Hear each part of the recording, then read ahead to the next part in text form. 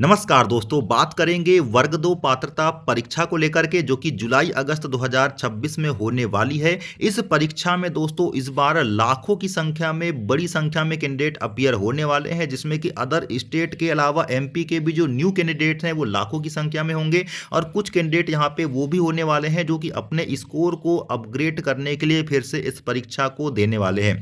दोस्तों यह परीक्षा इसलिए भी महत्वपूर्ण हो जाती है क्योंकि इस बार इसी परीक्षा के अंकों के आधार पे आपको सिलेक्शन देखने को मिलने वाला है, मेरिट प्रदान की जाएगी और यहाँ पे ज्वाइनिंग लेटर तक मिलने वाले हैं। तो इस बार ये पात्रता परीक्षा एक प्रकार की पात्रता परीक्षा ना होकर के भर्ती परीक्षा होने वाली है। तो ऐसी स्थिति में जब परीक्षा को 5 से 6 महीने बचा हुआ है, अभ्यर्थियों के बीच काफ़ी सारे डाउट इस पात्रता परीक्षा के संबंध में है कि क्या इस पात्रता परीक्षा का सिलेबस होने वाला है, कितने अंकों का प्रश्न पत्र होगा, क्या पुरानी पात्रता परीक्षा का जो सिलेबस था वही यहाँ पे आने वाला है या कुछ टॉपिक्स को ऐड तो नहीं कर दिया जाएगा। नोटिफिकेशन के समय आपके माइनस मार्किंग को लेकर के डाउट बने हुए हैं कि माइनस मार्किंग होगी कि नहीं होगी, माइनस मार्किंग आखिर कितनी होने वाली है। इसके अलावा योग्यता के संबंध में भी डाउट बने हुए हैं, कितने अंकों का प्रश्न पत्र होने वाला है, कितने घंटे का होगा। तो सभी चीज़ों को लेकर के ए टू जेड इस पात्रता परीक्षा के संबंध में हम बात करने वाले हैं।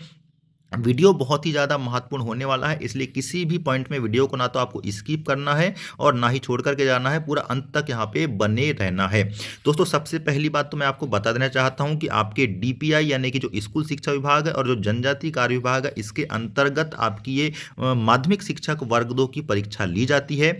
अब जहाँ तक इस परीक्षा के संबंध में अन्य चीज़ों की हम बात करें तो पद क्या होता है? पद होता है माध्यमिक शिक्षक का, विषय शिक्षक का पद होता है।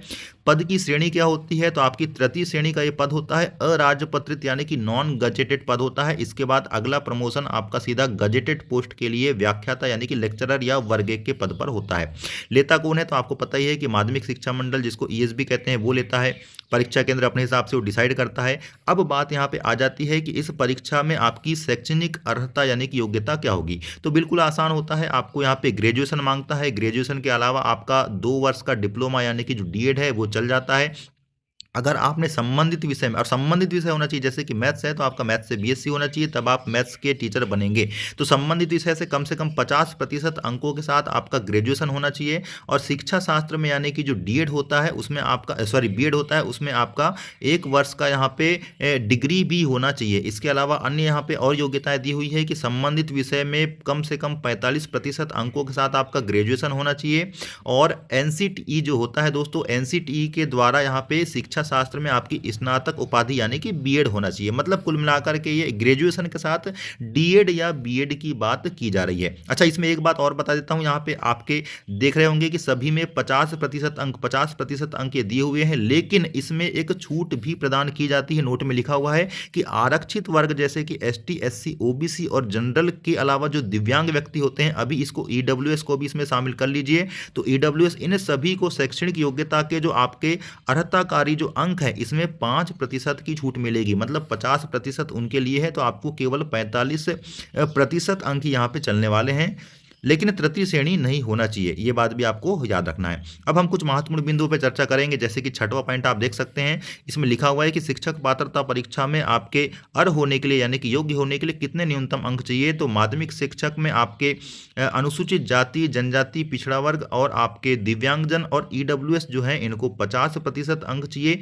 अब 50% अंक आपके टोटल जो प्रश्न पत्र होने वाला है जितने भी अंकों का, उसका चाहिए। जैसे अगर 150 अंकों का होगा तो आपको 75 अंक चाहिए, और 100 अंकों का होगा तो कम से कम 50 अंक चाहिए। लेकिन इस बार केवल पास होना ही यहाँ पे पूरी तरह से आपके सिलेक्शन का आधार नहीं होगा, इसलिए अधिकतम आपको अंक स्कोर करना होगा। और अन्य आपके जो राज्यों के कैंडिडेट होने वाले हैं और आपके जो यूआर के कैंडिडेट होने वाले हैं अनरिजर्व्ड के, उनके लिए ये अंक आपका 60% होगा। अगर 150 की बात करें तो 90 अंक या उससे ज़्यादा लाना होगा। और अगर 100 अंक की अगर हम बात करें परीक्षा के प्रश्न पत्र की, तो आपको कम से कम 60 या उससे अधिक अंक लाना होगा। तो ये तो बात हो गई आपके दोस्तों, कितने अंक आपको इस परीक्षा में उत्तीर्ण होने के लिए लाना होगा। अधिकतर यहाँ पे ज़्यादा लाना होगा, क्योंकि आपका सिलेक्शन अब इसी परीक्षा के अंकों के मेरिट के आधार पे होने वाला है। अब वेतन की बात कर लेते हैं, ये भी बहुत महत्वपूर्ण होता है। सिलेक्शन के बाद वेतन एक महत्वपूर्ण भूमिका निभाता है आपके मोटिवेशन के लिए। तो आपका जो न्यूनतम वेतन है ये 32,800 का है। जी हाँ दोस्तों, 32,800 का आपका ये बेसिक पे है, बेसिक है। जी हाँ दोस्तों, आपका ये 3200 ग्रेड पे का पद है, 3200 ग्रेड पे का ये पद होता है, जिसका कि बेसिक होता है 32,800। इसके अलावा इसमें महंगाई भत्ता, आपका जो डीए होता है, एचआरए होता है, ये समय समय पर आपको मिलते जाते हैं। अभी 70, 80, 90 को लेकर के थोड़ा सा प्रावधान बना हुआ है, लेकिन जल्द ही आपको आप देखेंगे कि यह नियम आपका हटने वाला है। इस सर्कुलर को पूरी तरह से निरस्त कर दिया गया है, तो आपको शुरुआत से ही 32,800 के बेसिक में अन्य भत्तों मिला करके आपको सैलरी यहाँ पे दी जाने वाली है। अब हम सबसे महत्वपूर्ण बात पे आते हैं, जो कि परीक्षा का सिलेबस होता है। तो क्या सिलेबस चेंज होगा? तो दोस्तों फिलहाल में सिलेबस को लेकर के आपको ज़्यादा डाउट नहीं करना है, जब तक यहाँ पे नोटिफिकेशन नहीं आ जाता है। माना जा रहा है कि पुराना जो आपका सिलेबस है वही आपका अगली पात्रता परीक्षा का सिलेबस होने वाला है, जो कि 150 अंकों का होगा। अब इस सिलेबस में क्या क्या चीज़ें महत्वपूर्ण होगी उसकी हम बात करने वाले हैं। जैसे कि आप सभी प्रश्न अनिवार्य होंगे, तो आपको पता ही है 150 अंकों का एक प्रश्न पत्र होगा। देखो 150 अंक में भी किन किन पोर्शन में क्या क्या चीज़ें डिवाइड होने वाली है उसको आगे हम बात करेंगे। और परीक्षा की जो अवधि है ये 2.5 घंटे की होगी। 2.5 घंटे का मतलब यहाँ पे होता है 150 मिनट। तो 150 प्रश्न है, 150 मिनट है, मतलब हर एक प्रश्न के लिए 1 मिनट आपको मिलने वाला है। तीसरा यहाँ पे पॉइंट दिया हुआ है कि आपके एमसीक्यू बेस्ड आपके पेपर होने वाला है। मल्टीपल चॉइस क्वेश्चन होंगे, जिसमें कि 4 विकल्प होंगे, एक विकल्प सही करना होगा, ये तो आपको पता ही है। चौथे जो कि बहुत ही महत्वपूर्ण पॉइंट यहाँ पे दिया हुआ है, माइनस मार्किंग को लेकर के, इसको क्लियर करने का हम प्रयास करते हैं। लिखा हुआ है कि प्रत्येक प्रश्न 1 अंक का होगा, ऋणात्मक मूल्यांकन होने वाला है। दोस्तों ये रूल बुक एक्चुअल में आपकी 2023 की रूल बुक है, जिसमें कि ऋणात्मक मूल्यांकन की बात की गई थी, लेकिन पात्रता में ऋणात्मक मूल्यांकन को फिर हटा दिया गया था। तो क्या इस बार ये ऋणात्मक मूल्यांकन को इस बार शामिल किया जाना है? तो देखो मैं आपको बता देना चाहता हूं कि पहले ये केवल पात्रता परीक्षा हुआ करती थी, जिसमें सिलेक्शन नहीं होता था, एक क्वालिफाइंग नेचर की एग्जाम होती थी, इसलिए ऋणात्मक मूल्यांकन हटाया गया था।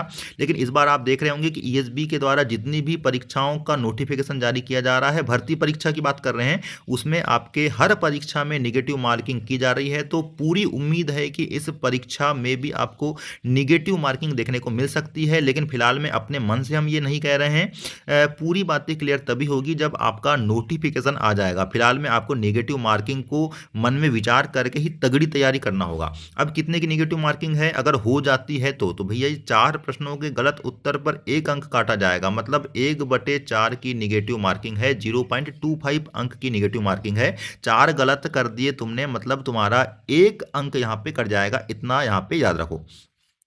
अब ये प्रश्न पत्र जो होगा ये 2 भागों में बटा होगा, बिल्कुल सही बात है, इसके पहले भी हो चुका है। अब वो 2 भाग कौन कौन से होंगे? भाग अ और भाग बा, मतलब भाग ए और भाग बी। अब भाग ए में क्या क्या होंगे? तो भाग ए में आपके 4 खंड होने वाले हैं, 6वें पॉइंट में आप देख सकते हैं, जिसमें कि आपकी हिंदी पूछी जाएगी। 8 नंबर की हिंदी होने वाली है, 8 प्रश्न ही होंगे इसके।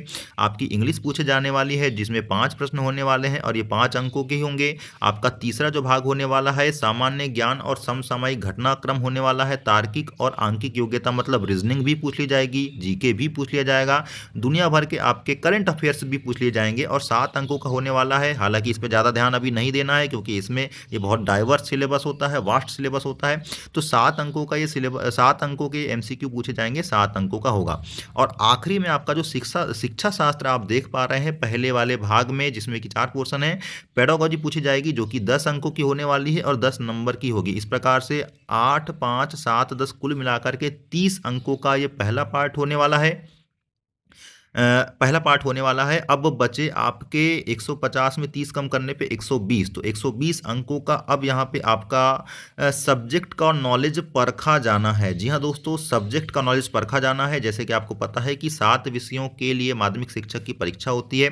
तो अगर आप हिंदी के हैं या अंग्रेजी के हैं या संस्कृत के हैं, भाषा के शिक्षक हैं, तो 120 अंकों का आपका यहाँ पे प्रश्न पत्र भाषा का होगा, जिसमें कि भाषा की पेडागोजी भी आएगी, पेडागोजी भी इसमें शामिल होती है, और भाषा में गहन पकड़ भी होना चाहिए। किस स्तर का प्रश्न पत्र होगा इसकी भी बात करने वाले हैं, पहले आप इसको देख लीजिए। उर्दू भाषा में भी आपके 120 अंक यहाँ पे होने वाले हैं, गणित वाले हैं तो 120 अंक आपके 30 के अलावा यहाँ पे होने वाले हैं। विज्ञान में भी 120 अंकों का प्रश्न पत्र होगा। आपके 7वां आपके सामाजिक विज्ञान का भी 120 अंकों का अगला भाषा का प्रश्न पत्र आपका होगा, पार्ट बी वाला, तो 120 और ऊपर के 30 मिलाकर के 150 अंकों का टोटल प्रश्न पत्र होने वाला है। अब बात आती है कि भाग ए और भाग बी में प्रश्नों का स्तर क्या होने वाला है।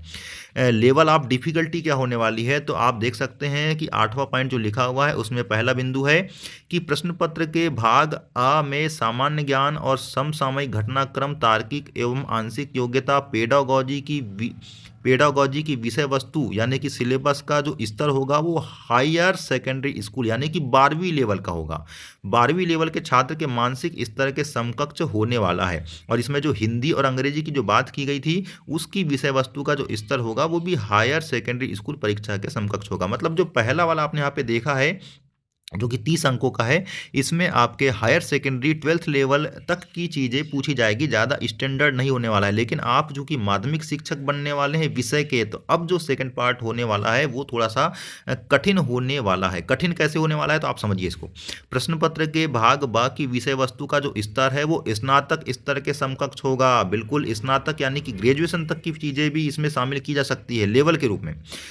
इस प्रश्न पत्र में प्रश्न मध्य प्रदेश राज्य के कक्षा 9 और 10 के प्रचलित पाठ्यक्रम की विषय वस्तु पर आधारित होंगे। मतलब आपका जो टॉपिक्स होंगे वो 9वीं 10वीं के जो पाठ्यक्रम है उससे रिलेट करने वाले हैं। लेकिन उनका जो लेवल है कठिनाई का वो ग्रेजुएशन लेवल का भी हो सकता है। उसी टॉपिक में ग्रेजुएशन लेवल के हायर पोर्शन को भी टच किया जा सकता है। यहाँ पे लिखा हुआ है कठिनाई स्तर इनका जो लिंकेज यानी कि संबंधता है वो स्नातक स्तर की होगी। अच्छा, प्रश्न पत्र का जो कॉन्सेप्ट यानी अवधारणा है समस्या समाधान और पेडागोजी की समझ पर आधारित होने वाला है। प्रश्न पत्र जो है वो कॉन्सेप्चुअल होने वाला है। बहुत ज़्यादा चीज़ें डीपली नहीं पूछी जाएगी। आपके कॉन्सेप्ट जो बिल्ड आपने किया हुआ है पढ़ने के दौरान उस पर आधारित होने वाली है। समस्या समाधान आप कैसे कर सकते हैं कक्षा में उस पर आधारित होने वाली है। और पेडागोजी यानी कि जो बाल विकास की समझ है उस पर आधारित होने वाली है। मतलब प्रश्न उतने भी कठिन नहीं होंगे। आपको यहाँ पे कॉन्सेप्चुअल तरीके से पढ़ना होगा, तब आप इसमें सिलेक्शन आसानी से ले जाने वाले हैं।